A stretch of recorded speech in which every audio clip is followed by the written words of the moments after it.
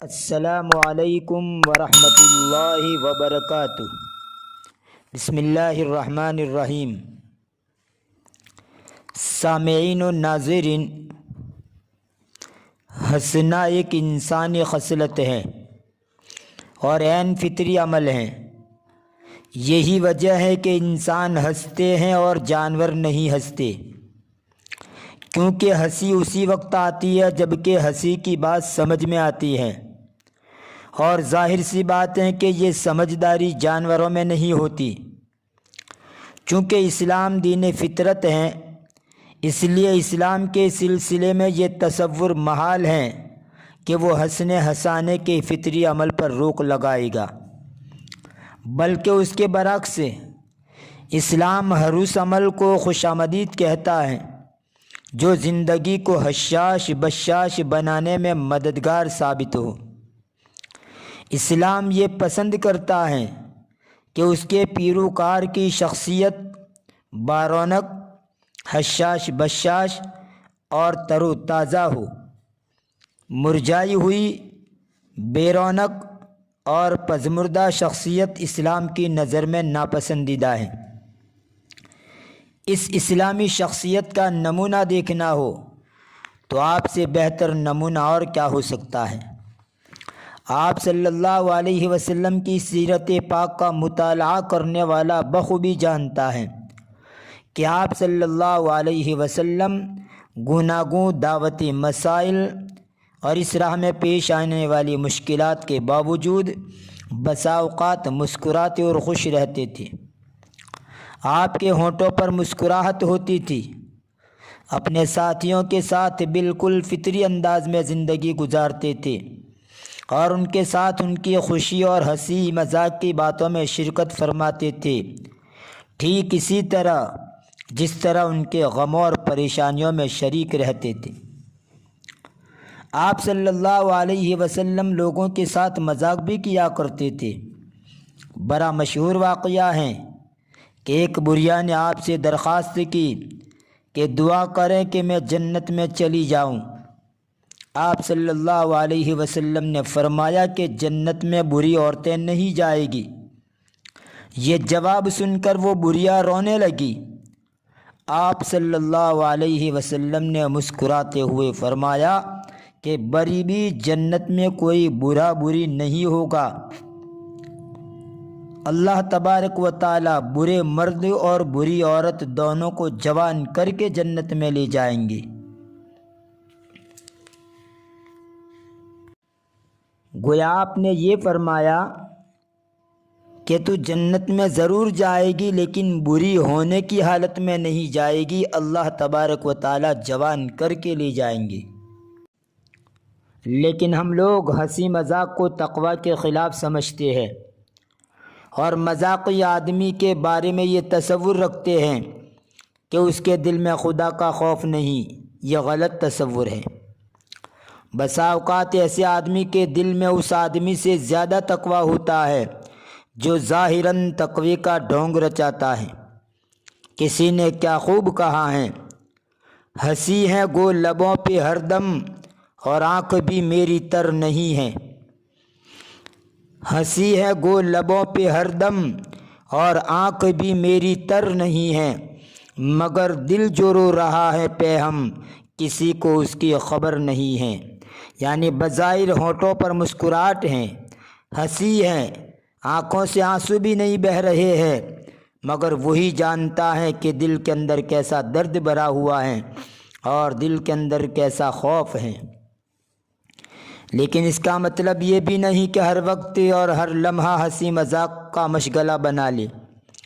ہر چیز کی ایک لمٹ اور حد ہوتی ہے، اس حد کے اندر رہ کر اس کو انجام دیا جائے تو محمود ہیں، ورنہ مذموم اور بری ہیں۔ آپ کو سن کر حیرانی ہوگی کہ اللہ سے ڈرنے کی بھی ایک حد ہے۔ اللہ سے اتنا ہی خوف رکھنا چاہیے کہ آدمی گناہوں سے بچ جائے۔ خوف کا زیادہ غلبہ اللہ کی رحمت سے نا امیدی کا سبب بنتا ہے، اور یہ بات حکیم الامت مجدد الملت حضرت مولانا اشرف علی تھانوی نے اللہ کے رسول کی اس دعا سے ثابت کی ہے، جس میں آپ صلی اللہ علیہ وسلم نے فرمایا اللہم انی اسألک من خشیتک ما تحول به بیننا و بین معاصیک، جس کا مفہوم یہی ہے کہ اللہ میں تجھ سے تیرا اتنا ہی ڈر مانگتا ہوں جو مجھے گناہوں سے روک دے، ایسا ڈر نہیں جو تیری رحمت سے نا امید کر دے۔ یہ تمہیدی بات میں نے اس لیے بیان کر دی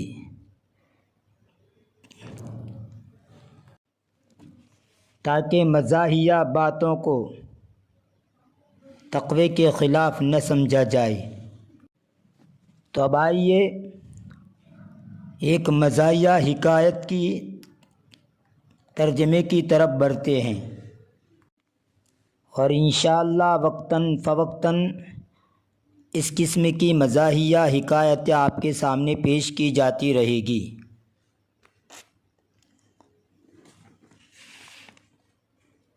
قیل ان الحجاج خرج یوما متنزہا، کہا گیا ہے کہ حجاج بن یوسف ایک دن تفریح کرنے کے لیے نکلا۔ فلما فرغ من تنزہہ صرف عنہ اصحابہ وانفرد بنفسہ، جب اپنی تفریح سے فارغ ہو گیا اور اپنے مصاحبین یعنی ساتھیوں کو اپنے پاس سے ہٹا دیا اور وہ تنہا ہو گیا، فَإِذَا هُوَ بِشَيْخٍ مِّنْ عِجْلٍ فَقَالَ لَهُ مِنْ أَيْنَ أَيُّهَا الشَّيْخُ قَالَ مِنْ هَذِهِ الْقَرْيَةِ، پس اچانک اس نے قبیلہ عجل کے ایک شیخ کو دیکھا۔ اس نے اس کو کہا یعنی پوچھا کہ اے شیخ آپ کہاں کے ہیں؟ تو اس نے کہا کہ اسی گاؤں کا ہوں۔ قال کیف ترون عمالکم؟ قال شر عمال یظلمون الناس ویستحلون اموالہم۔ حجاج نے پوچھا تم تمہارے گورنروں کو کیسا سمجھتے ہو؟ اس نے کہا کہ بہت ہی برے، جو لوگوں پر ظلم و زیادتی کرتے ہیں اور ان کے مالوں کو حلال سمجھتے ہیں۔ قال فکیف قولک فی الحجاج؟ حجاج نے پھر پوچھا کہ حجاج کے بارے میں تیرا کیا خیال ہے؟ قال ذلک ما ولی العراق اشر منہ قبحہ اللہ تبارک و تعالی وقبح من استعملہ۔ تو اس نے کہا کہ اس سے زیادہ برا تو عراق کے اندر کوئی والی نہیں بنایا گیا، اللہ اس کا بھی برا کرے اور جنہوں نے اس کو گورنر بنایا ان کا بھی برا کرے۔ قال اتعرف من انا؟ قال لا۔ حجاج نے پوچھا جانتا ہے میں کون ہوں؟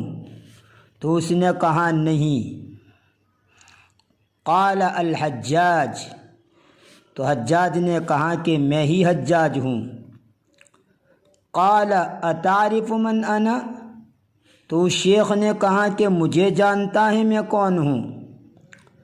قال لا۔ حجاج نے کہا نہیں۔ قال انا مجنون بنی عجل اسرع کل یوم مرتین فضحک الحجاج وامر بصلۃ جلیلہ۔ تو اس نے کہا کہ میں بنی عجل کے خاندان کا پاگل ہوں، روزانہ مجھے 2 مرتبہ مرگی کا دورہ پڑتا ہے۔ حجاج کو ہنسی آ گئی اور بہت بڑا انعام دینے کا حکم دیا۔ اس مزاحیہ حکایت سے یہ نتیجہ نکل کر سامنے آتا ہے کہ مزاحیہ باتوں کے ذریعے انسان غیظ و غضب کی آگ کو ٹھنڈا کر سکتا ہے اور مشتعل آدمی کو بے قابو ہونے سے بچا لیتا ہے۔